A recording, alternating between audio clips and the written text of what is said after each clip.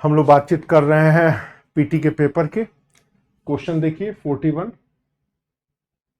41 number के question को देखिए। नॉर्मल सा सवाल है, ऊपरी गंगा के मैदानी कृषि जलवायु क्षेत्र के संदर्भ में कथनों पर विचार करिए।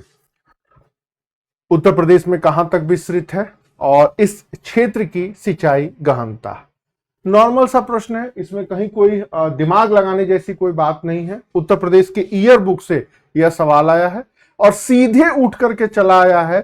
उत्तर प्रदेश के ईयर बुक को अगर आपने एक बार भी पढ़ा है तो उसमें यह फैक्ट आपको सीधे मिल जाएगा। तो ध्यान रखिएगा, अब आगे कोई भी सवाल आ रहा है तो उसमें आपको यह ध्यान रखना होगा कि एटमॉस्फेयर के बाद जो भी ज्योग्राफिकल स्ट्रक्चर है वो हमारे लाइफ में क्या इंपॉर्टेंट रोल प्ले कर रहा है। ठीक उसी तरह एक और नॉर्मल प्रश्न 42 नंबर का देखिए।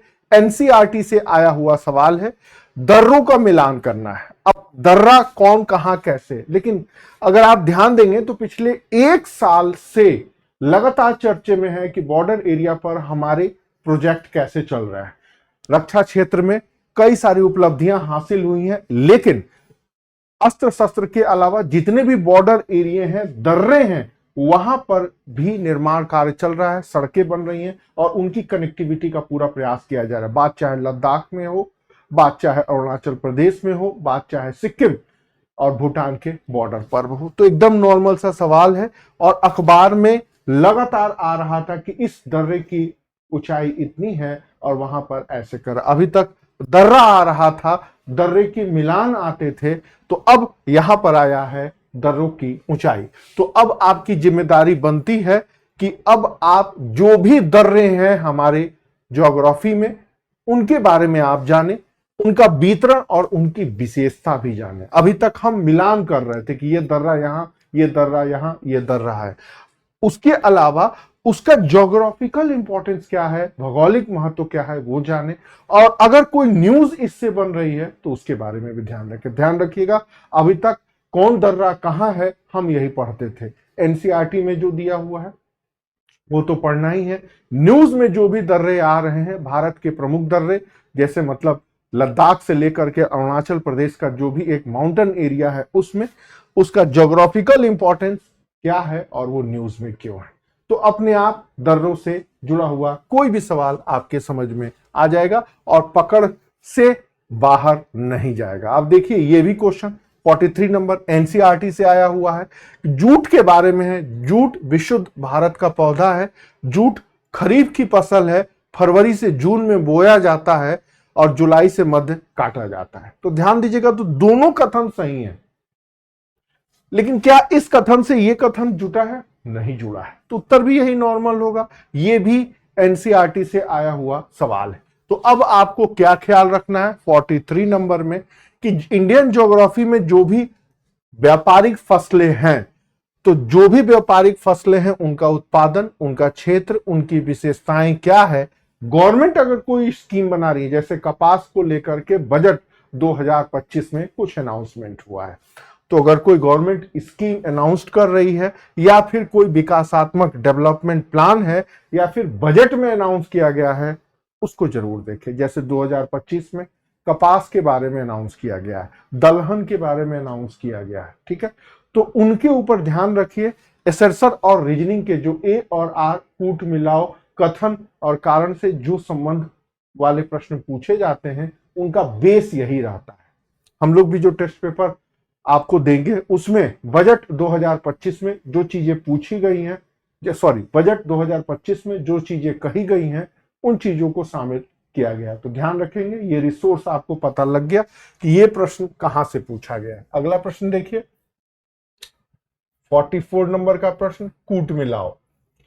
अब देखिए उत्तर प्रदेश के लोक सेवा आयोग में कुछ प्रश्न ऐसे आ जाते हैं जिनकी परिकल्पना आईएएस में नहीं की जा सकती, जैसे कि लईक अहमद है और केसी श्रीवास्तव है, ये यूपी के बोर्ड में है।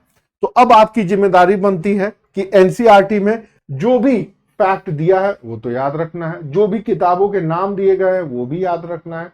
इसका अगला चरण होगा कि इन चारों किताबों का विषय क्या है, मतलब दान सागर में क्या लिखा है, पराशर माधव में क्या लिखा है, चतुर्वर्ग चिंतामणि में या स्मृति चंद्रिका में। ये 4 लेखक हैं, चारों एनसीईआरटी में दिए हुए हैं अलग अलग। केसी श्रीवास्तव में डिटेल है। तो अब अगले बार 2026, 27, 28 में ये इन चारों चीजों में जो चीजें लिखा है प्रश्न उससे बन सकता है। अब ये तो रिपीट होगा नहीं, या ये रिपीट भी होगा तो किसी अन्य और किताबों से मिलके प्रश्न आएगा। तो अब आपको क्या ध्यान रखना है ये देखिए। अब आपको ध्यान रखना है एंशिएंट इंडिया में जो भी लिटरेचर है उनके बारे में, उनके लिखने वाले कौन हैं और उसमें क्या बातें लिखी हैं, और समकालीन शासक और राजवंश कौन कौन है 1200 एडी तक। ध्यान रखिएगा कौन सी पुस्तकें, किसने लिखा, किसके संरक्षण में लिखा, उसमें क्या लिखा है, लगभग मेडिएवल इंडिया के पहले तक याद रहेगा। तो अभी तक पुस्तकों को मिलान करने आता है, जैसे लक्ष्मण सेन, बल्लाल सेन के कार्यकाल में मेरुतुंग का प्रबंध चिंतामणि किताब है, उसमें लिखा क्या है। जैसे ये प्रबंध चिंतामणि किताब है, उसमें कुछ चीजें लिखी गई हैं, जैसे पराशर माधव एक विशेष प्रकार का टीका है, दान सागर भी एक विशेष प्रकार का ग्रंथ है। तो जो भी प्राचीन भारत में ऐतिहासिक ग्रंथ है उनकी विषय वस्तु क्या है, अगले 25, 26, 27, 28 के पीटी में इसी तरह के प्रश्न बनेंगे। कोई अतिरिक्त फैक्ट नहीं पढ़ना, जो आप फैक्ट पढ़ रहे हैं उसी को 2 स्टेप आगे थोड़ा डीपली जा करके चीजों को रखना। और पकड़ना कैसे है, तो एक रामचंद्र शर्मा पुरानी एनसीईआरटी में जो चीज दिया हुआ है वो, और केसी श्रीवास्तव का थोड़ा सा सहायता लेंगे उनके बारे में डिटेल पढ़ने। जैसे हर्षवर्धन बाणभट्ट ने हर्षचरित लिखा, सब जानते हैं। पयान ने फो यूकी लिखा, वो भी सब जानते हैं। बट हर्षवर्धन ने भी 2 किताबें लिखी, उनकी भी कुछ विषय विस्तृत हो। कादम्बरी, उसकी क्या विषय वस्तु है ये जानना है। तो अब जो आने वाले सवाल हैं वो इसी के ऊपर निर्भर रहेंगे। अगले सवाल को देखें।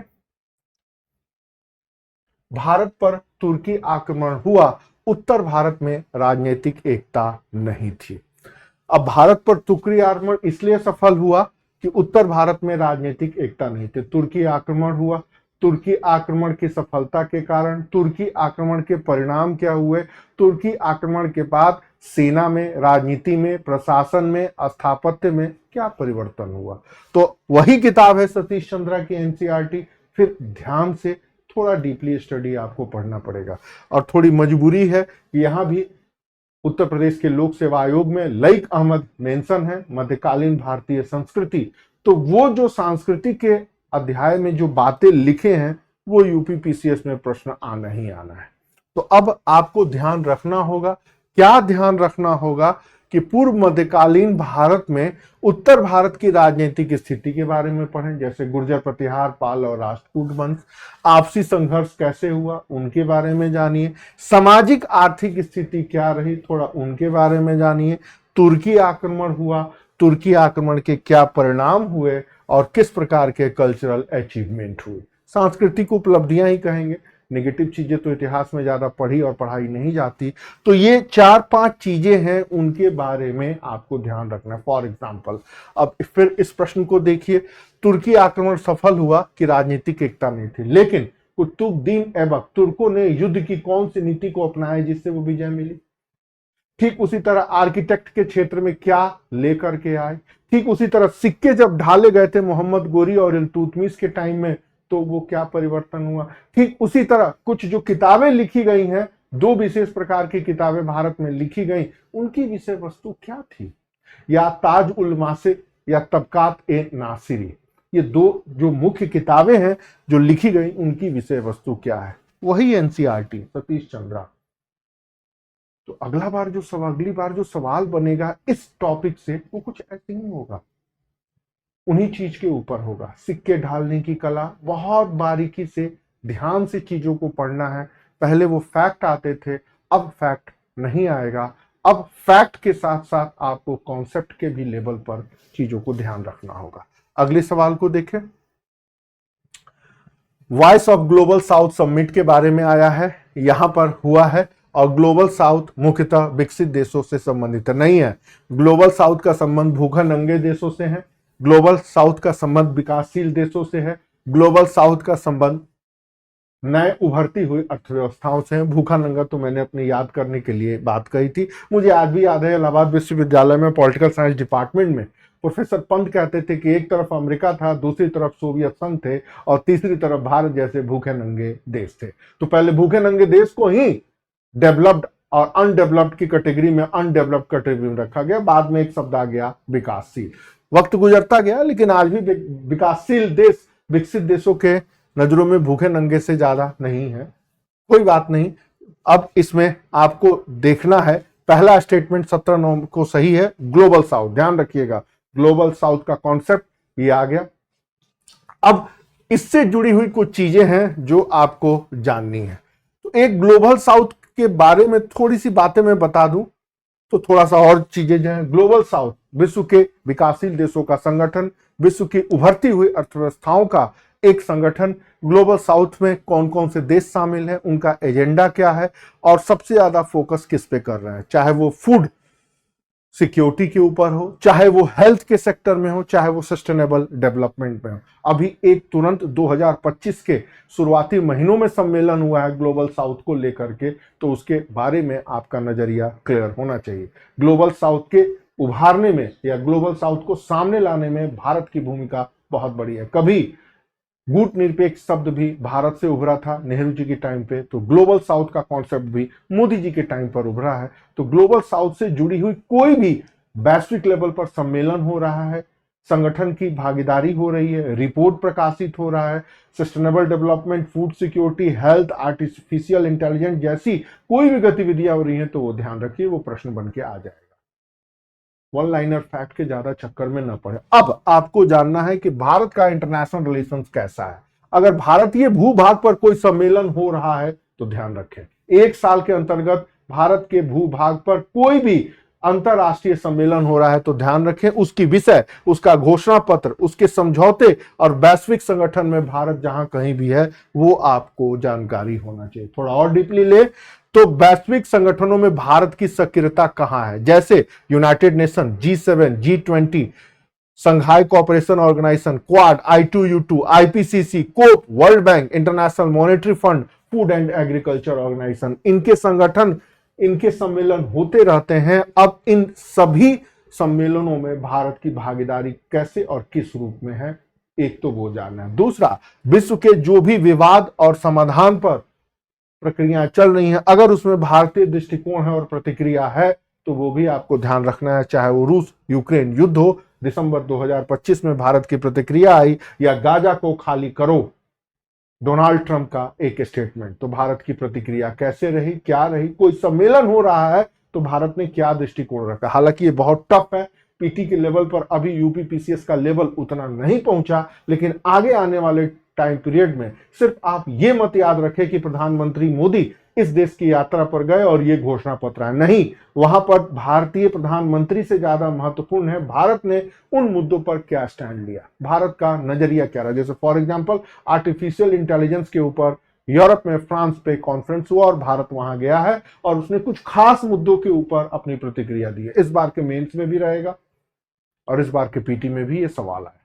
तो कई बार होता है कि सिर्फ फैक्ट की जगह पर कॉन्सेप्चुअल चीजें जहां पढ़नी है वहां बच्चे उनको इग्नोर मार देते हैं। नहीं, आप उन सभी चीजों को ध्यान से पढ़ें, उनके ऊपर एक अपना नजरिया विकसित रखें, या जो भी मैगजीन नोट्स पढ़ रहे हैं उसके ऊपर आप होमवर्क कर लें, रफ में लिख लें कि हाँ ये मुद्दा हुआ, ये हुआ, ऐसे हुआ, ऐसे हुआ। अब कहां मिलेगा, तो इंडियन एक्सप्रेस अगर आप पढ़ते हैं इस टाइप के अखबारों में एक्सप्लेन एक कॉलम आता है और India's stand on artificial intelligence, उसमें लिखा रहता है, आधे पन्ने का मैटर रहता है। अगर आपने एक बार उस चीज को पढ़ लिया ना तो पूरी की पूरी चीजें कवर हो जाती है। इसलिए मैं हमेशा बच्चों से कहता हूं इंडियन एक्सप्रेस का एक्सप्रेस कॉलम आता है, एक्सप्लेन कॉलम आता है, वो जरूर पढ़ें। आगे देखिए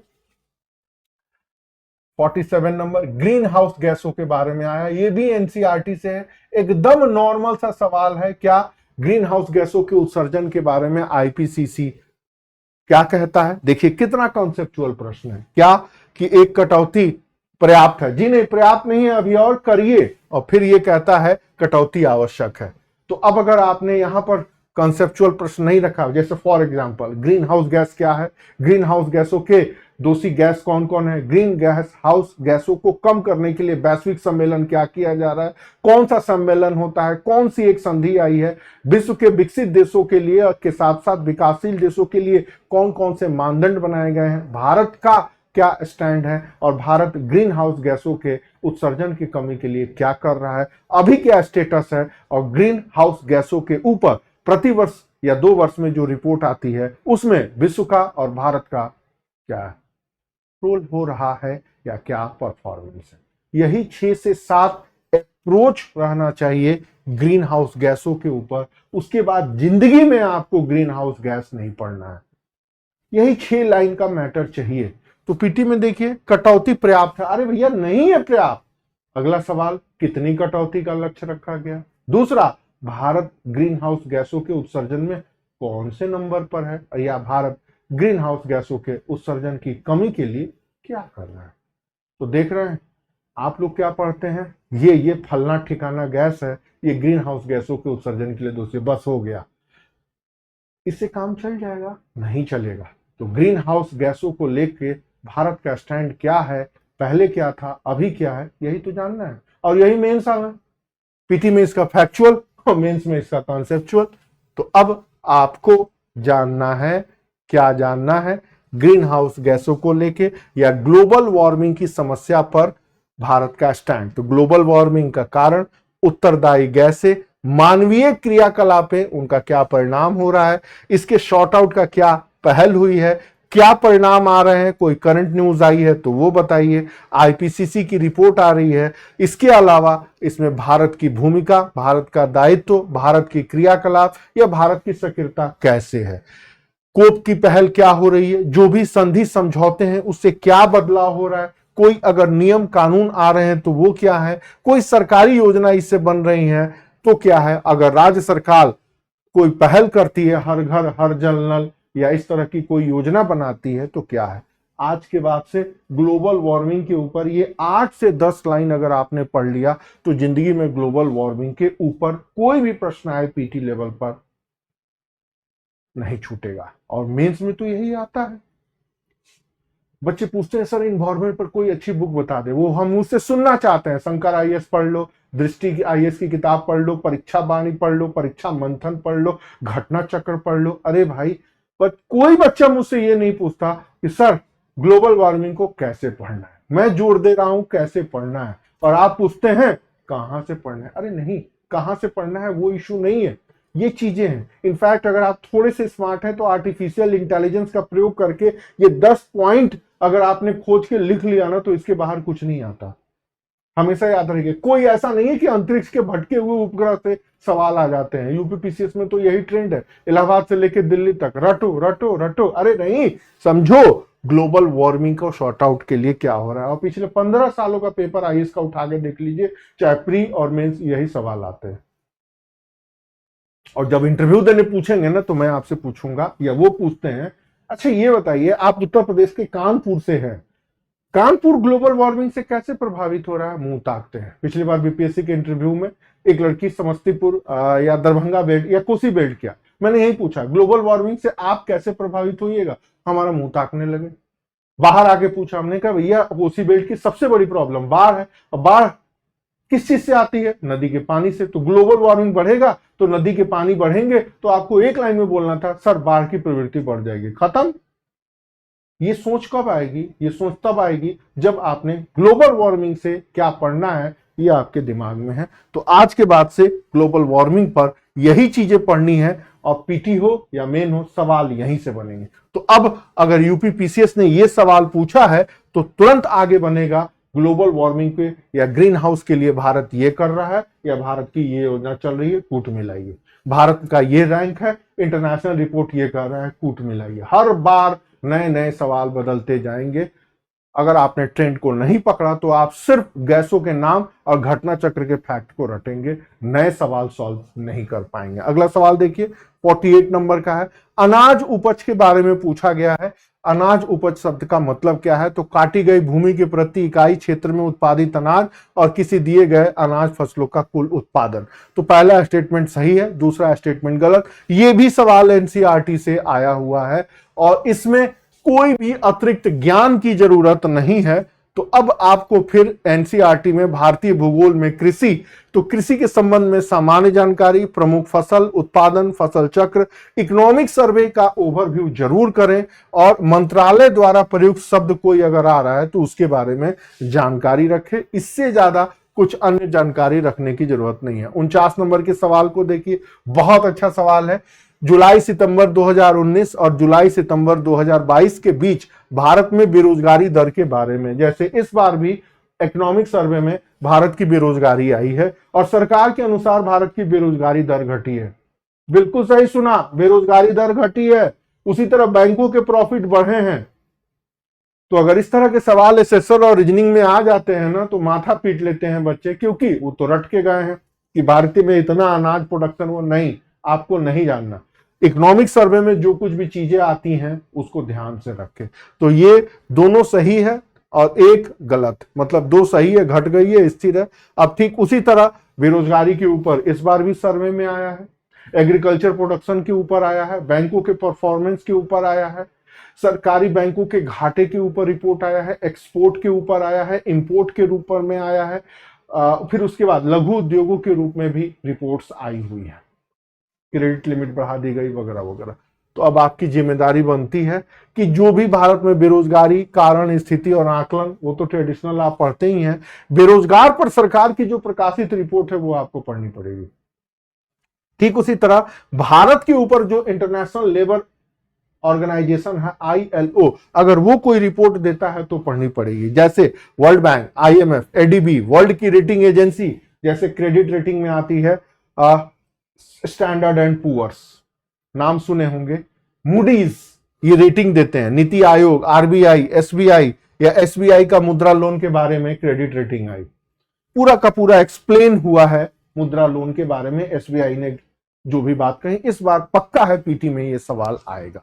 तो अगर आप इकोनॉमिक डेवलपमेंट में या इकोनॉमी में बेरोजगारी पढ़ते हैं ना, तो सिर्फ बच्चे प्रच्छन्न बेरोजगारी, दैनिक बेरोजगारी रट्टा मार लेते, नहीं, अब वो उस तरह के सवाल नहीं आएंगे। अब बेरोजगारी की वर्तमान स्थिति क्या है, भारत इसको दूर करने के लिए क्या कर रहा है और दुनिया भर की कौन सी संस्थाएं हैं जो भारत की बेरोजगारी पर कमेंट कर रही हैं, उन सब के ऊपर आपकी समझ विकसित होनी चाहिए। पीटी मेंस दोनों में यही सवाल आएंगे। तो अब फिर से एक बार इस प्रश्न को देखिए, बेरोजगारी पर कंसेप्चुअल प्रश्न है, 2 सालों के बारे में पूछ रहा है। तो अगर आपको बेरोजगारी के बारे में व्यवहारिक जानकारी नहीं है तो मुश्किल हो जाएगा प्रश्न को सॉल्व करना। तो अब 25, 26, 27, 28 के पीटी में बेरोजगारी को कैसे पढ़ना है, या गरीबी, बेरोजगारी से लेकर के अर्थव्यवस्था से जुड़ी हुई प्रत्येक विषय क्षेत्र के ऊपर नजरिया क्या होनी चाहिए, तो नजरिया यही होनी चाहिए। अगले सवाल को देखिए, 50 नंबर का जो एक सवाल है, यहां भी देखिए गरीबी के बारे में पूछ रहा है। कौन तैयार करता है मल्टी डायमेंशनल इंडेक्स? तो गरीबी, गरीबी क्या, गरीबी के प्रकार और भारत में कितनी गरीबी है। तो नीति आयोग ने तो अपनी रिपोर्ट देकर के छीछा लेदरी कर ली।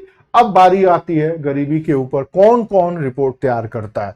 तो world Bank, International Monetary fund, वो भी तैयार करते हैं, वो आंकड़े देते हैं, बट यहां पर मल्टी डायमेंशनल पॉवर्टी इंडेक्स पूछा है यहां पर, तब आपको जानना होगा। एक तो ये UNDP करता है, तो देखिए 4 विकल्प सब में है। अब तीसरा है ऑक्सफोर्ड गरीबी और ह्यूमन डेवलपमेंट रिपोर्ट, ये भी करता है। WHO गरीबी के बारे में रिपोर्ट नहीं देता, तो 2 तो ऐसे ही गलत हो गया ये, और IMF और इंटरनेशनल मॉनेटरी फंड भी नहीं करता। तो पहला तो गलत है, तो ये ऐसे ही गलत हो गया, ये ऐसे ही गलत हो गया, बचे ये दोनों। तो अब उसमें से आप एक निकाल लीजिए, ऑक्सफोर्ड वाला भी देता है और UNDP भी करता है। नॉर्मल इंडियन एक्सप्रेस की कोई भी अगर आपने आर्टिकल पढ़ा है तो उसमें हमेशा ये चीजें रहती है। तो अब आपकी जिम्मेदारी बनती है, क्या जिम्मेदारी बनती है कि इकोनॉमिक डेवलपमेंट में गरीबी के बारे में आप डिटेल पढ़े। क्या गरीबी की प्रकार, स्थिति, नियंत्रण नीति।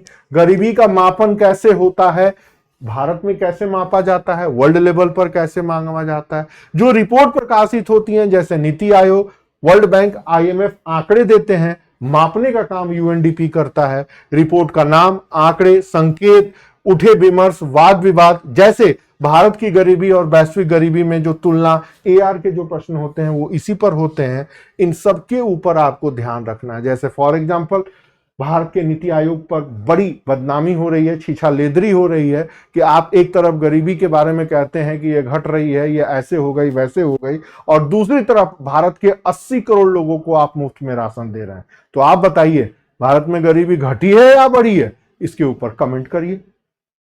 पीटी में भी सवाल बनना चाहिए था, नहीं बना। मेंस में सवाल बनना चाहिए, बन चुका है। तो अब आप यूपी पीसीएस के पीटी और मेंस दोनों में इस लेवल के सवाल बनने के लिए तैयार रहिए।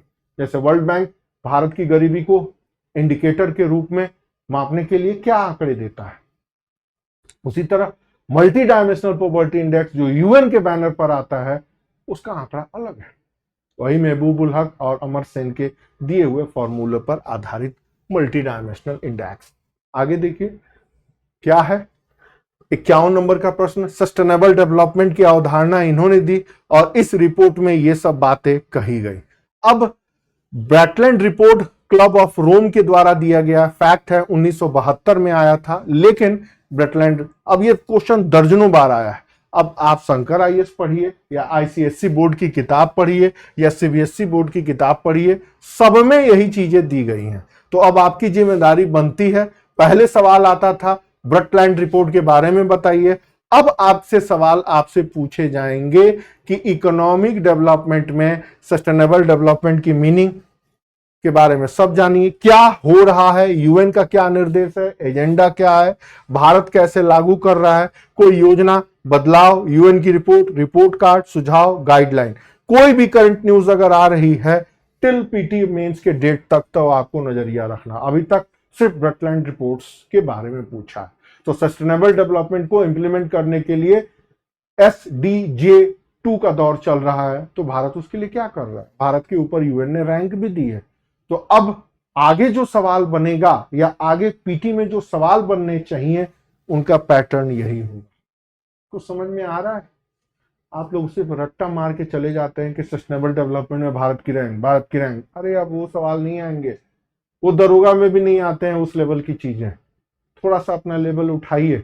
आप बस सस्टेनेबल डेवलपमेंट को तैयार करिए कि इतनी सारी चीजें पढ़नी है सस्टेनेबल डेवलपमेंट में, और आज के बाद से सस्टेनेबल डेवलपमेंट पर जो भी सवाल आएगा, बात चाहे पीटी हो, बात चाहे मेंस हो, वो यही आएगा। अगला देखिए, कुछ डे है। अब पेपर का रिव्यू करते वक्त ना खूब चीजें पूछी गई भाई, डे से खूब सवाल आ रहे हैं। अब हर हफ्ते डे रहता है कोई ना कोई, तो सबको याद करना संभव है? नहीं संभव। तो अब आप क्या करेंगे? तो एक आध तो याद कर लीजिए, तंबाकू और हेरिटेज। अगर आ रहा है तो सही है, तो इसमें कोई अन्य और दिमाग लगाने का शॉर्टकट मेथड नहीं है। तो आप बस अखबारों के ऊपर ध्यान रखिए, जो बड़े बड़े विज्ञापन सरकार प्रकाशित करती है उनके ऊपर आपका नजरिया होना चाहिए। बस कौन सा दिन है वो याद रखिए। सवाल आ गया तो ठीक, नहीं आ रहा है तो कुछ भी याद करने की जरूरत अलग से नहीं है। तो अब आपको क्या याद करना है? न्यूज़पेपर के विज्ञापन को देखिए, सरकारी विज्ञापन की नीति को देखिए, जो लक्ष्य और नारे लग रहे हैं उनको जरूर पढ़िए, और जो डे या दिवस के उद्देश्य हैं, मतलब टीबी कब खत्म करना है, थायराइड कब खत्म करना है, उनके बारे में भी 2 लाइन बस पढ़ते रहिए, पढ़ते रहिए, पढ़ते रहिए। 2-3 बार नजर में आएगा कि थायराइड से मुक्ति, थायराइड से मुक्ति, मलेरिया से मुक्ति, मलेरिया से मुक्ति, रतौंधी से मुक्ति, रतौंधी से मुक्ति, सबके लिए खाद्यान्न, सबके लिए खाद्यान्न, सबके लिए आवाज, सबके लिए आवाज, सबके लिए आवाज। पढ़ते रहिए, और जब सवाल आए तो टिक लगा दीजिए। याद हो रहा है तो अच्छी बात, नहीं याद हो रहा है तो भी कोई बड़ी बात नहीं। अब देखिए, भारत में, भारत से जुड़े हुए कुछ लोगों के बारे में ये चीजें पूछी गई। जैसे देव पटेल, वही अगर आपने स्लम डग मिलीनियर पिक्चर देखी होगी, जय हो उस वाले, उन्होंने एक फिल्म बनाई मंकी मैन, भारत में उसको रिलीज नहीं होने दिया गया क्योंकि भगवान बजरंगबली के बारे में कुछ चीजें गलत दिखाई गई। तो मंकी मैन है। ठीक उसी तरह बड़जात्या जी हैं, नासा के वैज्ञानिक है, खूब चर्चे में रहे। कर्माकर जी हैं, ये स्वर्ण जीती रही। और ये गोपी थोटीकुरा, ये भारत के पहले अंतरिक्ष यात्री हैं, मालदार आदमी हैं। अब पहले लोग छुट्टियों में हिल स्टेशन जाते थे, फिर अमीर लोग विदेश जाना शुरू कर दिए। अब जो अल्ट्रा रिच पर्सन है विदेश के जगह अंतरिक्ष घूमना शुरू कर दे। क्या करेंगे अंतरिक्ष घूम के? लेकिन समाज में हमेशा एक गरीब और उच्च का डिवीजन रहता है। तो इंडियन एक्सप्रेस आप पढ़ते रहिए, मंगलवार या बुधवार को जनसत्ता में जो भी फेमस पर्सनालिटी है वो भी आता है, एक्सप्रेस में भी आता है, और उनको थोड़ा डिटेल पढ़िए। जैसे जो मैंने तो अपने टेस्ट पेपर में गोपी थोटाकुरा के बारे में डिटेल दिया था। मैंने अपने टेस्ट पेपर में देव पटेल पर 4 लाइन डाला था कि गुजरात में कहां से जन्मे हैं, किस जगह पर जन्मे हैं, कौन सी फिल्म अपनाई, भारत में इन्होंने कौन सी फिल्म की, हॉलीवुड में कौन सी की, इनकी नागरिकता कहाँ की है, ब्रिटिश है, वगैरह वगैरह। ठीक उसी तरह आज ट्रंप के मंत्रिमंडल में भारतीय मूल के लोग हैं। एक FBI के हेड बने हैं, एक फाइनेंस मिनिस्टर, तुलसी गेबार्ड भी हैं, काश पटेल भी हैं। अब देव पटेल की जगह काश पटेल आ गए। तो भारत में जो कुछ भी व्यक्ति प्रसिद्धि के ऊपर पहुंच रहा है उसके बारे में एक लाइन नहीं, कम से कम 8-10 लाइन जाने। और ये कैसे होगा?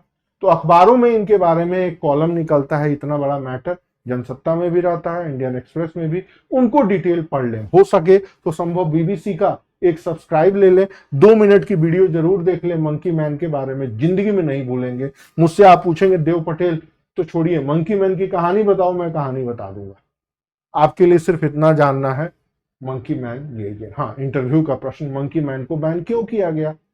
अगला प्रश्न, भारतीय धर्म के ऊपर वेस्ट के फिल्मों में नेगेटिव कमेंट क्यों दिखाया जाता है? और अगला प्रश्न, हर भारतीय जब फिल्म बनाता है तो भारत की देवी देवताओं का मजाक क्यों बनाता है? बात चाहे देव पटेल की हो, बात चाहे दीपा मेहता की हो, बात चाहे कोई भी भारतीय फिल्म निर्देशक जिसका कनेक्शन विदेशों से है, वो भारत की परंपरा, भारत की सभ्यता, भारत की संस्कृति, भारत के देवी देवताओं के बारे में ऑलवेज नेगेटिव क्यों दिखाता है? ये है इंटरव्यू का प्रश्न। अगर इतना समझ लेंगे ना तो एक बार में UPSC या PCS क्रैक कर लेंगे। बाकी रटते रहिए पतली वाली लाल वाली मैगजीन को लेके, देव पटेल मंकी मैन देव पटेल, रखते हैं बच्चे ऐसे नहीं। चीजों को समझिए। ब्यूरोक्रेट बनना है तो ब्यूरोक्रेट की पर्सनालिटी अपने अंदर डेवलप करिए। जिस दिन आपको इस प्रश्न का उत्तर मिल जाएगा कि भारत के बाहर जो भी अंतरराष्ट्रीय लेवल पर अपना नाम करना चाहता है, अक्सर वो भारत की सभ्यता संस्कृति के ऊपर नेगेटिव कमेंट दे करके ही महानता के पैमाने पर पहुंचता है। जैसे अरुंधति रॉय, जैसे Arvind Adiga the white tiger, always negative. Arvind Adiga ने भारत की गरीबी, बेरोजगारी, जातिवाद की सांड दिखाई, व्हाइट टाइगर ली, बुकर प्राइज मिला। ठीक उसी तरह Arundhati Rai the god of a small things, उन्होंने भाई बहन के बीच में यौन संबंध और भारतीय देवी देवताओं पर कटाक्ष किया, उनको भी बुकर मिल गया।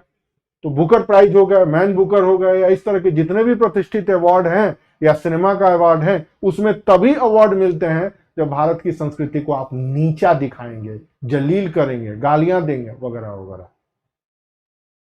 पॉजिटिव वाले को नहीं मिलता। सत्यजीत रे का भी नाम सुने होंगे, वो भारत की गरीबी और गंदगी को दिखाए हैं, इसलिए उनको अवार्ड मिला। तभी तो नरगिस दत्त ने कहा था कि सत्यजीत राय जी, और भी चीजें हैं भारत में जो बहुत अच्छी हैं, उनको दिखाइए ना सिनेमा के पर्दे पर। आप सिर्फ गरीबी, बेरोजगारी और दरिद्रता, भूखमरी दिखा रहे हैं और अवार्ड लेके आ रहे हैं। अवार्ड के लिए अपने देश को नंगा करेंगे। अब ये सब बातें जब सुन लेंगे ना, तब आप एक लाइन में उत्तर देंगे कि अंतर्राष्ट्रीय स्तर पर उन्हीं फिल्मों को ज्यादा प्रमोट किया जाता है या किताबों को जो भारतीयता के विरुद्ध हो, जिससे भारतीयता की छवि बिगड़े। हो गया एक लाइन।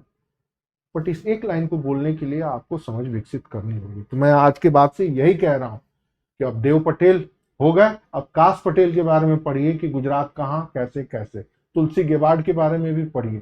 जो भी भारतीय प्रतिभाएं, चाहे वो फिल्म लाइन में हो, चाहे वो साहित्य के लाइन में हो, चाहे वो कुछ और चीजों के में हो। अभी बुकर अवार्ड फिर किसी कन्नड़ या तमिल के लेखिका को मिला है, उसने भी भारत के समाज के बारे में देखिए खूब नंगई लिखा है, अवार्ड मिल गया बुकर। पढ़िए, कुछ समझ में आ रहा है, आएगा।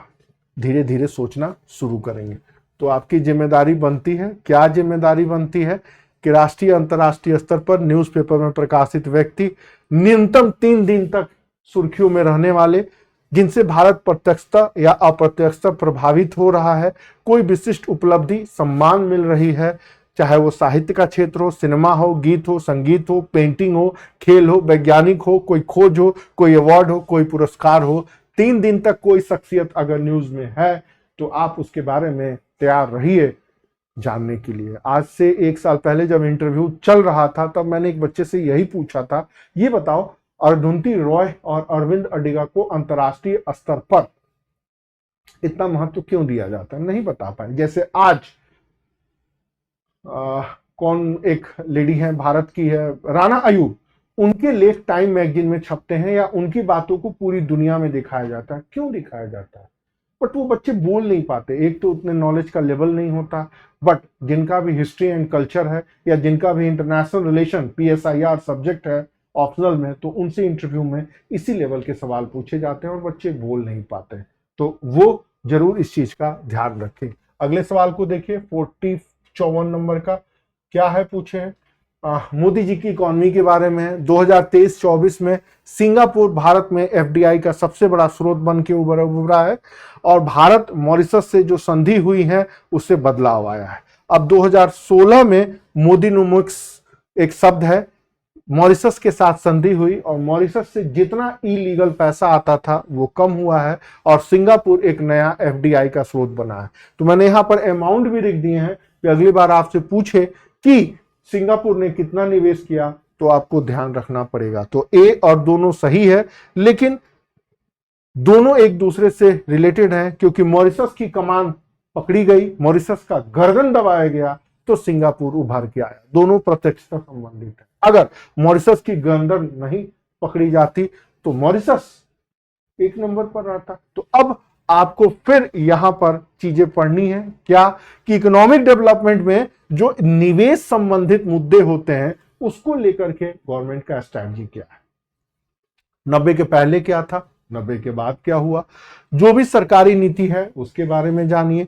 कोई रिपोर्ट आ रहा है या भारत के जो संबंध स्थापित हो रहे हैं उसके बारे में, जैसे पॉस्को को लेकर के डिस्प्यूट्स हुआ, पॉस्को उड़ीसा में प्रोजेक्ट लगा रहा था, तो जानिए टर्की कंपनी को अभी प्रतिबंधित किया गया है पुलवामा हमले के बाद। तो जानिए टर्की ने धमकी दी है कि हम यहां जाएंगे, भारत पर केस करेंगे। टर्की ने नहीं, टर्की की कंपनी ने। ठीक, अंतरराष्ट्रीय न्यायालय ट्रिब्यूनल में पहुंचा विवाद, तुर्की के जिस कंपनी को बैन किया गया है पुलवामा हमले के बाद, उसी से जुड़ा हुआ फैक्ट है। तो कहने का मतलब है कि इकोनॉमिक डेवलपमेंट से जुड़ा हुआ कोई भी न्यूज अगर सामने आता है तो आप उसके बारे में जरूर ध्यान रखें। तो इस बार पीटी में जो सवाल बनना है वो टर्की के उस कंपनी के बारे में बनना है जिसको पुलवामा हमले के बाद भारत में बैन कर दिया गया। उसी तरह भारत की 23 से भी ज्यादा कंपनियां हैं जो टर्की में काम कर रही हैं, तो टर्की ने बदले में क्या किया है, ये है मेंस का प्रश्न। भारत और तुर्की संबंध सिर्फ आमिर खान को मत पढ़िए या जानिए कि टर्की के खलीफा के बेगम से हाथ मिला रहे हैं, नहीं, उससे भी कहीं ज्यादा महत्वपूर्ण है भारत की इकोनॉमिक पॉलिसी, पॉलिटिकल पॉलिसी, या इंडिया और टर्की के रिलेशन कैसे बदल रहे हैं, या फिर इन्वेस्टमेंट को लेकर के भारत की पॉलिसी कैसे बदलती जा रही है, चाहे मॉरिशस से हो, चाहे वो सिंगापुर से हो, चाहे वो टर्की से हो। तो इस बार के PCS के पेपर में टर्की के जिस कंपनी को बैन किया गया वो कब आई, कैसे आई, क्या करती है, उसका मालिकाना हक या उसके CEO कौन है, भारत ने किन शर्तों के ऊपर उनको प्रतिबंधित किया, बाहर किया, भारत सरकार की इस गतिविधि के विपरीत, इस गतिविधि के विरोध में वो कहां गए हैं, उनकी सुनवाई कहां हो रही है और सुनवाई का परिणाम क्या आ रहा है। इतनी सारी चीजें इस बार के पीटी के लिए तैयार रहे। आगे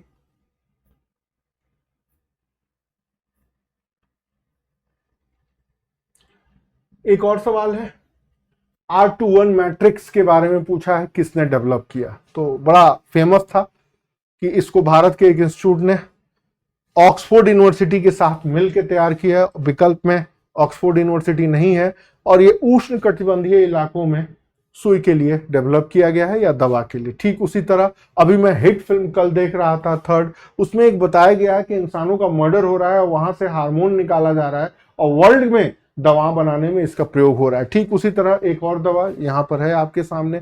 तो कहने का मतलब है अंतर्राष्ट्रीय स्तर पर, राष्ट्रीय स्तर पर विविध प्रकार के रोगों के समाधान के लिए क्या पहल किया जा रहा है, तो उसमें अगर कहीं भारत की भागीदारी है तो कहां है, किस रूप में है। अगर अगली बार सवाल बनेगा कि मलेरिया की दवा को विकसित करने के लिए सीरम इंस्टीट्यूट ने क्या प्रयोग किया है, कौन सा रॉ मटेरियल डाला है। मलेरिया होता है प्लाज्मोडियम वाइवेक्स से, malaria doctor Ronald Ross, malaria का टीका वगैरह वगैरह। या फिर डब्ल्यूएचओ ने विश्व से मलेरिया के उन्मूलन के जो लक्ष्य घोषित किया गया, क्या भारत इस समय को प्राप्त कर लिया है। देख रहे हैं कितने प्रश्न बनते हैं। तो कहने का मतलब है कि अगर सवाल बनता है तो आप जानिए गवर्नेंस से जुड़ा हुआ मुद्दा है कि भारत की हेल्थ पॉलिसी, हेल्थ को लेके क्या इनिशिएट हो रहे हैं, कोई योजना चल रही है, वही मलेरिया उन्मूलन। कोई अगर संस्थान है जैसे सीरम, उनके बारे में, कोई भारत का बायोटेक संस्थान है जैसे सीरम वाली कंपनी, न्यूज में कोई बायोटेक संस्थानों की उपलब्धि हो रही है, या फिर अंतर्राष्ट्रीय प्रतिक्रियाएं कोविड के ऊपर जैसे हुई हैं, अगर वो हो रही हैं तो वो सवाल आते हैं। आईएएस में उठा के देख लीजिए तो प्रतिवर्ष एक सवाल इस से जरूरत है। जैसे एक फाइजर कंपनी है, फाइजर ने जो दवा बनाई थी उसमें कौन से एलिमेंट या रॉ मटेरियल का प्रयोग किया। तो जो सवाल बनता है वो यही रहेगा या यही होता है, इनके ऊपर आप जरूर ध्यान रखें, या फिर ऐसे ही सवाल पूछे जाते हैं। 55 नंबर के बाद 56 नंबर के सवाल को देखें, ये भी कांस फेस्टिवल से जुड़ा हुआ है। कांस फेस्टिवल सवाल, कांस फेस्टिवल में किसने पुरस्कार जीता, यहां भी एक्सप्लेन, इंडियन एक्सप्लेन में सर्वे दिया था।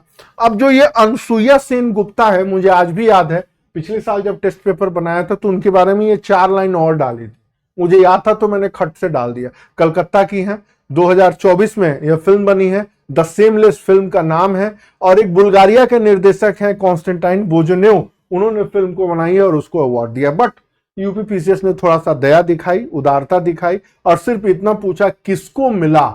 लेकिन देख लीजिए सवाल जब बनेगा, कोई भी सवाल इस बार बने या अगली बार बने, तो उसके बारे में पूरी जानकारी 4 लाइन की ऐसे ही होनी चाहिए। कहां की है, कब बनी, किसने फिल्म बनाई। अगर आपसे डायरेक्ट यही पूछ दे कॉन्स्टेंटाइन बोजोनोवा किस देश के रहने वाले हैं, तो आप कहेंगे ये आयोग वाले पागल है क्या, ऐसे ही सवाल पूछते। नहीं, ऐसे सवाल नहीं पूछते। प्रत्येक सवाल के पूछे जाने के पीछे अपना एक लॉजिक होता है। तो यही 4 से 5 लाइन की नॉलेज आपको होनी चाहिए। बच्चे बस अनसुईया सेन गुप्ता सुन के रह जाते हैं। और तो और द सेमलेस फिल्म की विषय वस्तु क्या है ये भी पता लगाइए। 2 line, what is the subject of movie seamless, ऐसे डालिए मोबाइल पे, 1 लाइन बोलिए, आ जाएगा सब्जेक्ट। तो थोड़ा सा आपको इस लेवल की तैयारी करनी पड़ेगी कि आपके पास अगर अनसुईया सेन गुप्ता के बारे में 5 लाइन का इंफॉर्मेशन है तो that's enough for your civil services examination. आइए एक और भी पूछें, भारत की मिसाइल के बारे में, रुद्रम के बारे में, मिसाइल की प्रकृति और परीक्षण। तो ध्यान रखिएगा यह हवा से हवा मार करने वाली मिसाइल है और इसका परीक्षण उड़ीसा के तट पर हुआ था, न कि राजस्थान पे। तो अब आपको क्या पढ़ना है, 57 नंबर का प्रश्न। अब ये है, मैंने तो हाँ, अब थोड़ा अनसुईया सेन गुप्ता पर भी मैं आपको बता दूं, नहीं बताया था। अनसुईया सेन गुप्ता, समसामयिक घटनाक्रम में कोई भी पुरस्कार, सम्मान, अवार्ड मिल रहा है तो उसमें भारतीयों की सक्रियता क्या है, ध्यान रखिएगा। 3 दिन तक न्यूज चर्चा में रहनी चाहिए, पहली बात। दूसरा, राष्ट्रीय अंतर्राष्ट्रीय जो है वो जो न्यूज है उसके बारे में जानकारी होनी चाहिए, और भारत की सहभागिता उसमें कैसे हो रही है वो जानकारी होनी चाहिए। और ध्यान रखिएगा सवाल हमेशा राष्ट्रीय अवार्ड से बनते हैं, ये जी, ये स्टार प्लस, इनकी आवश्यकता नहीं है। याद रखिएगा ये जी, स्टार प्लस से जो अवार्ड आते हैं उनको जानने की आवश्यकता नहीं है। कांस, वाप्टा, ग्रेमी अवार्ड, ऑस्कर अवार्ड, खेल जगत, साहित्य, वैज्ञानिक, पेटेंट, प्रशासनिक भागीदारी, ट्रंप 2 के मंत्रिमंडल में भारतीय, यूरोपीय देशों में भारतीय, ये कोई भी प्रसंग है अगर उसमें कोई भारतीय शामिल है तो आपको ध्यान रखना पड़ेगा। ध्यान रखिएगा, एक तो 3 दिन की न्यूज होनी चाहिए, दूसरा कांस, वाप्टा, ग्रेमी, ऑस्कर, खेल जगत, साहित्य, वैज्ञानिक, पेटेंट, एडमिनिस्ट्रेटिव पार्टिसिपेट के ट्रंप 2 के 0 में टर्म 2.0 के मंत्रिमंडल में जो शामिल हैं उनमें कौन है, उनके बारे में 2-3 लाइन। जैसे काश पटेल FBI के हेड बनने के पहले वो क्या करते थे, किस क्षेत्र से जुड़े थे, किस फर्म में काम करते थे, भारत में कहाँ के रहने वाले हैं, अमेरिका में कितने दिनों से रह रहे हैं, बस इट्स एनफ। यही चीज आपको तुलसी गैबॉर्ड के बारे में भी जानना है। तो इतनी जानकारी है और 3 दिन तक न्यूज में है, तो उनसे सवाल बनते ही बनते हैं। तो आपको करंट एक्टिविटीज में ये चीजों के ऊपर ध्यान देना है। अब रुद्रम के बारे में आपको क्या पढ़ना है, तो ये देखिए यहाँ पर भारतीय रक्षा, प्रतिरक्षा और प्रौद्योगिकी नीति में भारत की डिफेंस पॉलिसी, संगठन और सक्रियता। जैसे DRDO, जैसे भारत के अन्य और रक्षा संगठन वो क्या कर रहे हैं, कैसे हैं, जो भी हमारे रक्षा उत्पाद हैं। जैसे फिलीपींस को हमने ब्रह्मोस मिसाइल बेचा है, अन्य देशों को भी मिसाइल बेचा, उनकी सक्रियता, जो भी रक्षा उत्पाद है उनका अगर परीक्षण हो रहा है, उनकी बिक्री हो रही है, या फिर हम जो खरीद रहे हैं उनसे जुड़े तथ्य, इस पे नजरिया रखना है। जो भी रक्षा समझौते हो रहे हैं, सौदे हो रहे हैं या निर्यात हो रहा है, ये भी बहुत इंपॉर्टेंट उभरा है। इंटरनेशनल रिपोर्ट जैसे सिपरी रिपोर्ट आई है, सिपरी रिपोर्ट में भारत को विश्व के हथियार निर्यातक देशों में भी स्थान दिया गया है। तो भारत विश्व के हथियार निर्यातक देशों में भी है और भारत विश्व के हथियार आयातक देशों में भी दूसरे नंबर का देश है। तो पहले नंबर पे कौन है? भारत के संबंध US, इजराइल और रसिया से जो भी हथियार या रक्षा उत्पादों को लेके होते हैं उनके बारे में, और पुलवामा हमले के बाद भारत पाक संघर्ष में जो भी रक्षा उत्पाद प्रयुक्त हुए हैं, चाहे इधर चाहे उधर, चीन के किस रक्षा उत्पाद के फेलियर हो जाने पर अंतरराष्ट्रीय स्तर पर पाकिस्तान की छीछालेदरी हुई है। तैयार रहिएगा, अंतरराष्ट्रीय स्तर पर चर्चित रक्षा और युद्ध उपकरण। S-300 से सवाल आया था पिछली बार, तो इस बार भी पुलवामा हमले के बाद पाकिस्तान ने जो हथियार प्रयोग किया और जो फेल हुआ, सवाल तो आएगा। तो अब आप साइंस एंड टेक्नोलॉजी में सिर्फ रक्षा मत पढ़ें, लूसेंट का रक्षा उठा करके DRDO की स्थापना कब हुई ये न रटें। पिछले 1 से सवा साल 15 महीनों में भारत के रक्षा क्षेत्र में क्या हो रहा है, किस प्रकार की गतिविधियां हो रही हैं, कहां परीक्षण हो रहे हैं, किस चीज का परीक्षण हो रहा है, उसकी प्रकृति क्या है, अंतर्राष्ट्रीय स्तर पर सौदे आयात निर्यात को लेके क्या हो रहा है, कोई रिपोर्ट आ रही है तो वो रिपोर्ट कौन सी है, और कोई संवेदनशील घटना घट जा रही है रक्षा प्रतिरक्षा को लेके तो वो क्या है। सवाल जब भी बनेगा तो यहीं से बनेगा। देखिए यही सवाल आया है रुद्र के बारे में। एक और, राज्यों के प्रमुख और निर्वाचित देश, तो 6 महीने में जो भी PT के पहले निर्वाचित लोग हैं उनके बारे में जानकारी होनी चाहिए। अब 200 से भी ज्यादा सवाल है। अब 200 देशों के जो भी इलेक्शन होते हैं उनके हेड, उनका नाम तो याद रखने की जरूरत नहीं है, लेकिन फिर भी कुछ नाम आपको याद रखने पड़ेंगे। जैसे भारत और वियतनाम संबंध बड़े अच्छे और मधुर दौर से गुजर रहे हैं, आए हमारे यहाँ तो उनका नाम एक याद कर लिया, पनामा वाले भी आए वो भी नाम याद कर लिए। अब हल्ला, टॉमिस्टेडी, आइसलैंड, ये फिर कोई छोड़िए, 6 महीने में जो लोग भी चर्चित हो रहे हैं और भारत के अखबारों में जगह आ रही है, उनके बारे में न्यूज छप रही है, तो उसके बारे में जानकारी रखें। सिर्फ ये कि किस पार्टी से हैं, सत्ता बदली है, वो प्रमुख बने हैं, और किसी भी रूप में भारत से अगर वो जुड़े हैं तो वो सवाल बनने की पूरी संभावना है। तो मैंने लिमिट बता दी है, 6 मंथ इलेक्टेड पर्सन। ओके, तो 58 नंबर के सवाल को देखें। 59, चलिए यहां पर भी थोड़ा सा इसके बारे में बता दें। पूछा है नवनिर्वाचित राज्य प्रमुख और देश, तो इसके बारे में भी मैंने कुछ लिखा था।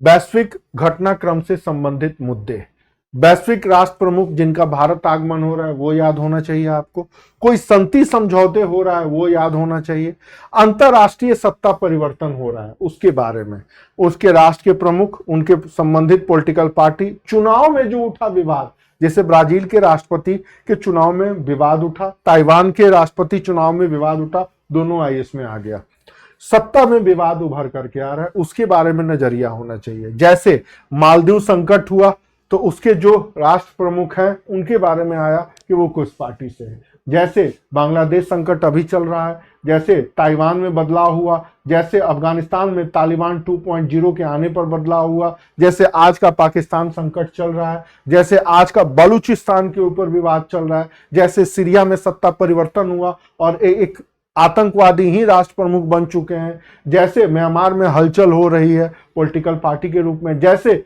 थाईलैंड, कंबोडिया, वियतनाम, फिलीपींस में बदलाव हो रहा है। पिछले 7 से 8 महीने के बीच में इन सारे जगहों पर बदलाव हुआ है और इन सब से भारत का संबंध रहा है।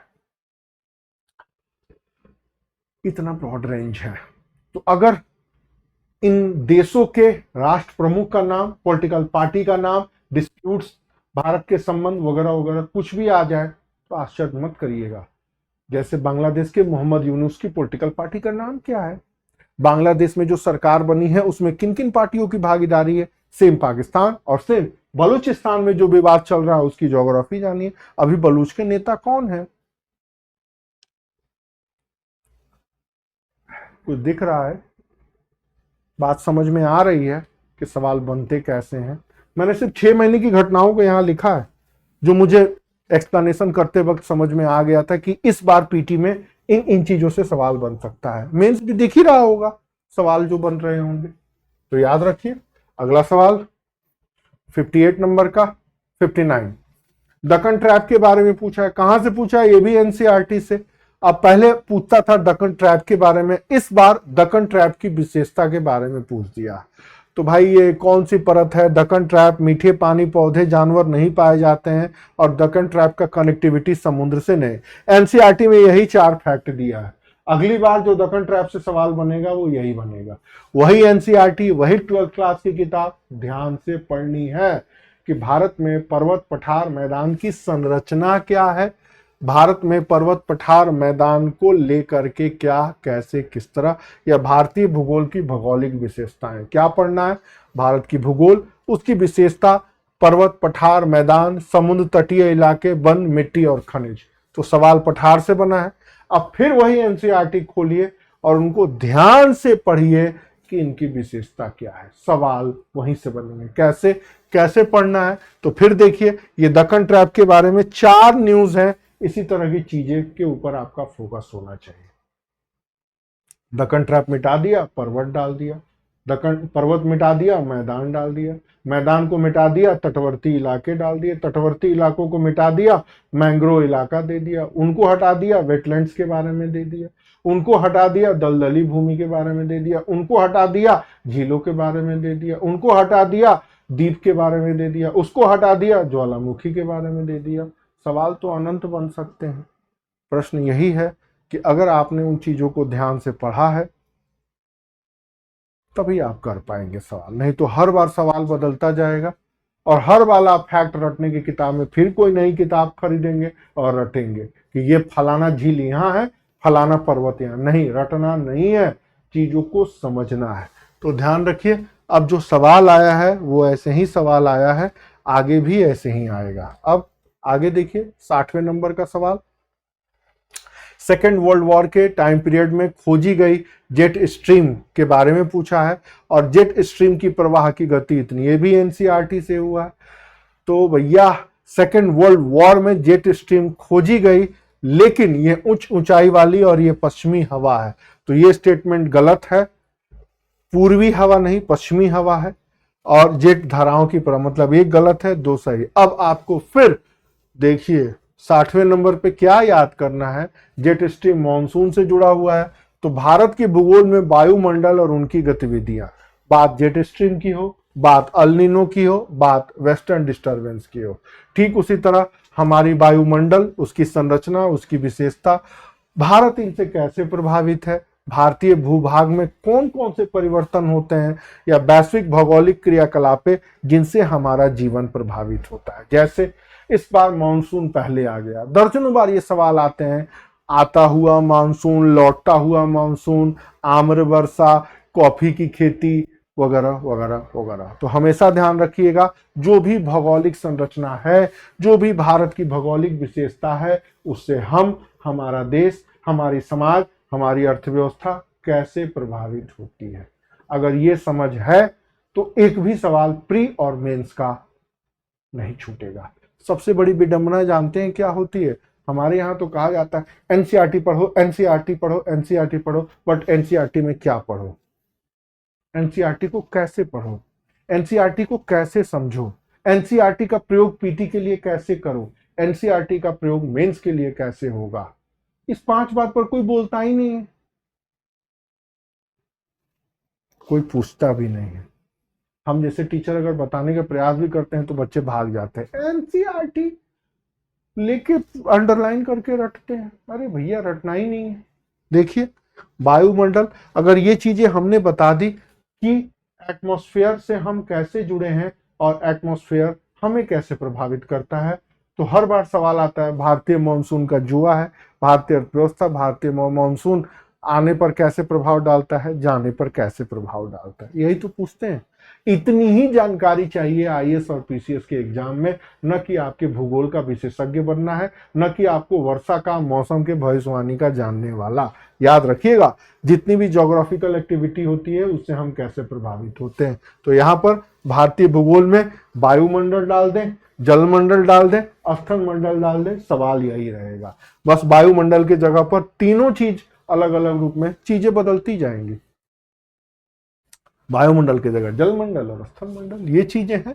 अगले सवाल को देखिए 61 नंबर का, ये भी एनसीईआरटी से सवाल आया। भाई कौन से पर्वत कहाँ है? तो अभी तो पर्वत मिलाने को आया है, लेकिन अगली बार आपसे पूछेगा आल्प्स की क्या विशेषता है, पाइन, पेनरीज और बाल्कन की क्या विशेषता है। विशेषता पूछेंगे, जैसे हिमालय की विशेषता है भारत और चीन की बाउंड्री को बनाना, हिमालय की विशेषता है चीन की तरफ से आने वाले मौसम के बदलावों को रोकना, बाहर के आक्रमणकारियों को भी रोकना, हिल स्टेशन वगैरह वगैरह वगैरह। तो हिमालय सिर्फ एक पर्वत नहीं है, भारत की सभ्यता, भारत की संस्कृति, भारत की अर्थव्यवस्था, भारत की भूगोल, भारत की कृषि, भारत की सभ्यता, भारत की संस्कृति में एक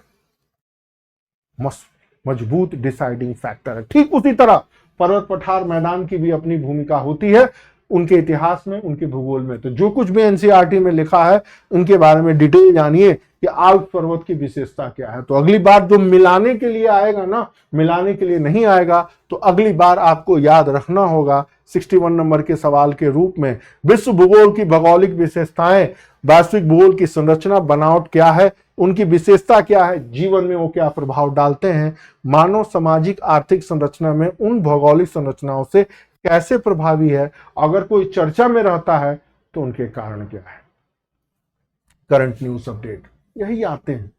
कुछ भी नया किताब पढ़ने की जरूरत नहीं है, इस सोच को विकसित करने की जरूरत है। अगर ये एक बार सोच विकसित हो गई ना तो कहीं कोई समस्या नहीं। जैसे फ्रांस में संघर्ष हो रहा है एक पर्टिकुलरी, स्पेन में एक अलगाववाद कैटलोनिया प्रदेश में हो रहा है, तो वहां भी एक पर्टिकुलरी माउंटेन है। ठीक उसी तरह स्विट्जरलैंड में ग्लोबल वार्मिंग का प्रभाव डल रहा है जिससे ग्लेशियर पिघल रहे हैं, या फिर बुल्गारिया और रूस में अवैध घुसपैठ को लेके एक पर्टिकुलरी पर्वत है। जैसे भारत और पाकिस्तान के पहले अफगानिस्तान से आने वाले जितने भी आक्रमणकारी थे, एक दर्रा है, उसी दर्रे को पार करके हिंदुस्तान में अटैक होता था, तो उस दर्रे का नाम याद रखना पड़ेगा। ठीक उसी तरह बख्तियार खिलजी ने जब बंगाल से लेकर के बिहार पर आक्रमण किया तो वही दर्रा क्रॉस करके वापस तिब्बत के रास्ते से होके जाना था, जहां आसाम में पराजित हुआ।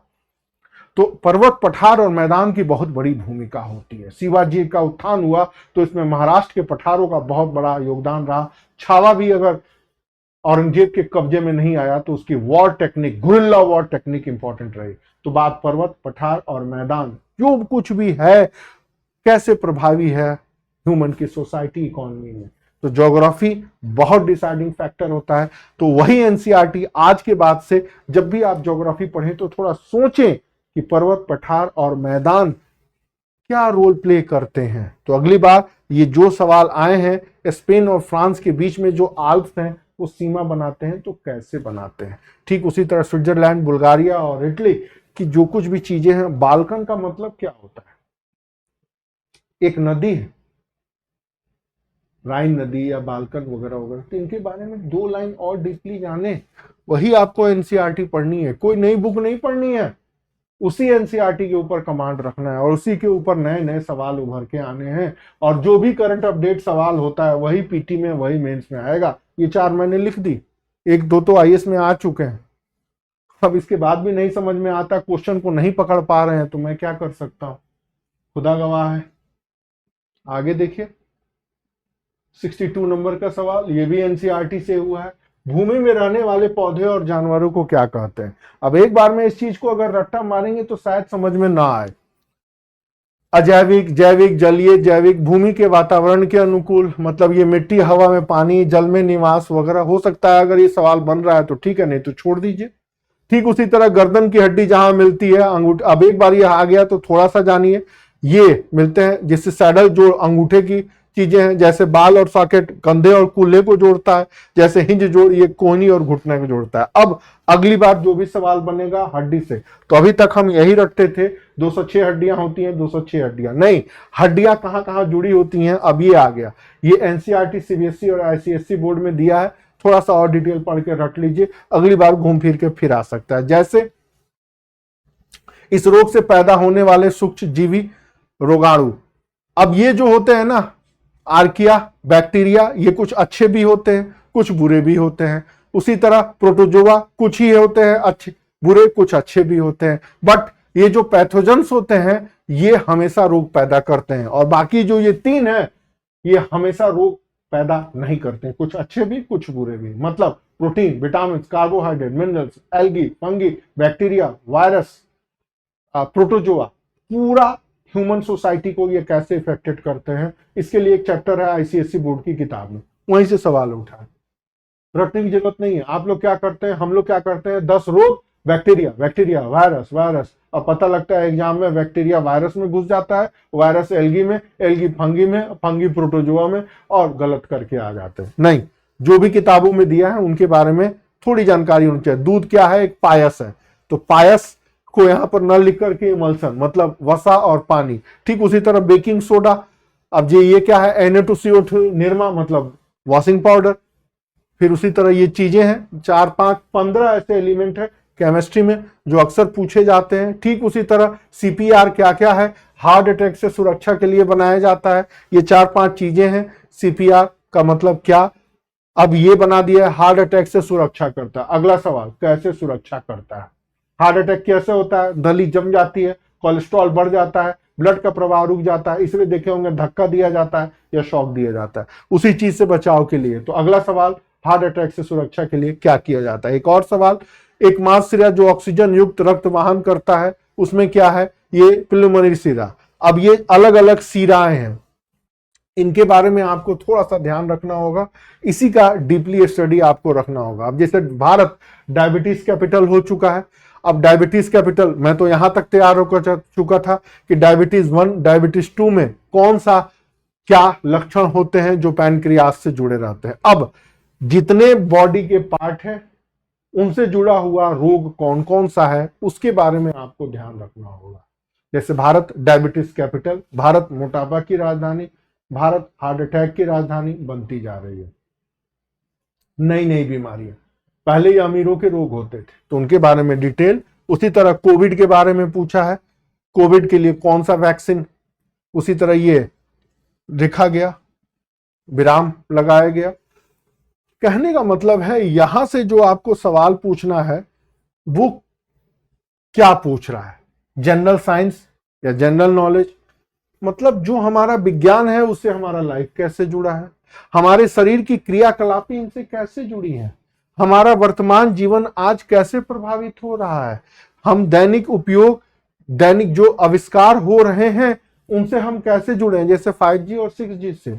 ठीक उसी तरह जो रोग नए नए पनप रहे हैं उनका क्या प्रभाव हो रहा है, जो रोगों को बन रहे हैं उनके कारण प्रभाव, उनकी नियंत्रण रीति क्या है। जैसे डायबिटीज के ऊपर सरकार ने कुछ रिपोर्ट जारी की है। ठीक उसी तरह WHO, यूनिसेफ, स्वास्थ्य मंत्रालय या यूनाइटेड नेशन जैसी संस्थाएं एक साल में जो भी रिपोर्ट जारी करती हैं पीटी और मेंस में, उसी तरह सवाल बनता है। आइए इसमें एक सवाल आया, ट्रांस फैटी एसिड, एक लाइन में व्यवहारिक स्तर पूछे, लोग मोटे क्यों हो रहे हैं। I am also including this example. तो खान पान में बदलाव, फैट्स के मात्रा बढ़ रही है, पाम ऑयल का प्रभाव दिख रहा है, अनियमित खान पान बढ़ रहा है, शरीर की दैनिक क्रियाकलापें नहीं हो पा रही है, इसलिए मोटापा बढ़ रहा है। ठीक उसी तरह टेबल जब भारत में है जिसको white collar, yellow collar, blue collar, यही 5 का, यही तो लिखना था। अब गांव के भी एक लोगों से पूछ लेंगे ना, भैया तुम मोटे काहे हो रहे हो, तो कह रहे हैं बबुआ मेहनत नहीं करते हो, पसीना नहीं गिरता है, पसीना निकलेगा, इसको बोलते हैं शारीरिक श्रम। अब ये बात तो आईएएस में नहीं लिखेंगे ना, तो अब आपको बताना है डब्ल्यूएचओ की रिपोर्ट के अनुसार आज के बदलते भारतीय जीवन शैली में जो भी खान पान में बदलाव हो रहा है उसके लिए मोटापा एक कारण बनता जा रहा है, और इसी मोटापा के कारणों में कुछ शुगर और डायबिटीज और हार्ट अटैक जैसी समस्या देखी जा रही है। शुगर में 2 तरह की शुगर में इस तरह की शुगर भारत में ज्यादा बढ़ रही है, और उसी तरह हार्ट अटैक के भी मामले बढ़ते जा रहे हैं। डब्ल्यूएचओ रिपोर्ट, ये है मेंस का सवाल, और यही है पीटी का सवाल। तो दैनिक जीवन में हमारे साइंस का क्या इंपॉर्टेंस है वो आपको जानना होगा। तो लगभग 70 नंबर तक सवाल को हमने डिस्कस किया, 30 सवाल डिस्कस किए हैं, और इस 30 सवाल से आपको काफी हद तक समझ में आ गया होगा कि कैसे सवाल पूछे जा रहे हैं या ट्रेंड क्या है। जब ये मैं एक्सप्लेनेशन कर रहा था ना, तो हमारे सामने सबसे बड़ा धर्म संकट आया कि किन किन चीजों को शामिल करें, किन किन चीजों को छोड़े। तो इसलिए मैंने चीजों को डीपली स्टडी किया, और डीपली स्टडी करने के बाद यहां लिखा भी। एक पेपर को एक्सप्लेन करने में मुझे 5 घंटे लगे हैं, सारे एंगल को डिस्कस करने के बाद। मतलब ये क्वेश्चन कहां से आया, यहां देख रहे होंगे लिखा होगा क्वेश्चन के पीछे क्या है, कहां से ये सवाल आया है, किस रूप में सवाल आया है, और आगे कैसे सवाल आता रहेगा। तो पेपर एक्सप्लेनेशन के पीछे जो मेन मोटो है वो यही है कि हम चीजों के बारे में जाने, चीजों को समझे, और फिर चीजों को कोरिलेट कर सके कि सवाल जो आ रहे हैं उससे आगे आने वाले वर्षों में कैसे सवाल होंगे। तो फिलहाल हमने जो अभी तक 70 नंबर तक किया है, अभी अन्य और 150 सवाल डिस्कस करने हैं। तो अगले लेक्चर में 70 नंबर से हमारी कोशिश रहेगी कम से कम 100-110 तक तीसरे लेक्चर में हम कंप्लीट कर ले। तो कुछ समझ में आ रहा होगा। पीटी मेंस और इंटरव्यू मैं आपको अभी भी बता रहा हूं, बहुत ज्यादा पढ़ने वालों का सिलेक्शन नहीं होता है। किताबें भी वही हैं, कंटेंट भी वही है, चीजों को पढ़ना कैसे है इस बात का ध्यान रखें, ट्रेंड को समझें, और प्रश्न जो बन रहे हैं उनकी चीजों को पकड़ लें। पीटी मेंस इंटरव्यू सब यही है। अब समझ में आ रहा है तो ठीक, नहीं तो कोई अन्य और मेथड नहीं है अपनी बात आप तक पहुंचाने के लिए।